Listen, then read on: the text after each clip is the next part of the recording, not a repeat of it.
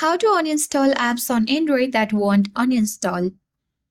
Want to delete an app from your Android but having trouble uninstalling it? Hi everyone, this is Rose, and without further ado, let's get started. So the first way to get rid of unwanted apps, you can uninstall it to disable them. To disable an app on Android, first open your settings.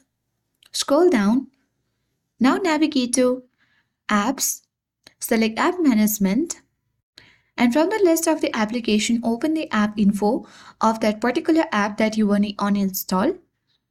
Now here you will get the option of disable. Tap on disable and confirm by tapping on disable app option.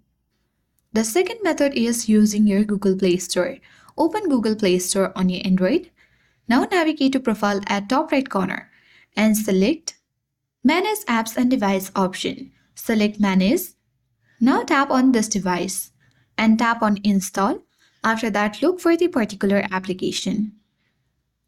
And here you can easily tap on uninstall and uninstall the app on Android that won't uninstall. So that's all for today. I hope this guide was helpful. If it was, then do like, share, comment, and don't forget to subscribe. Thank you for watching, and I'll see you in the next video.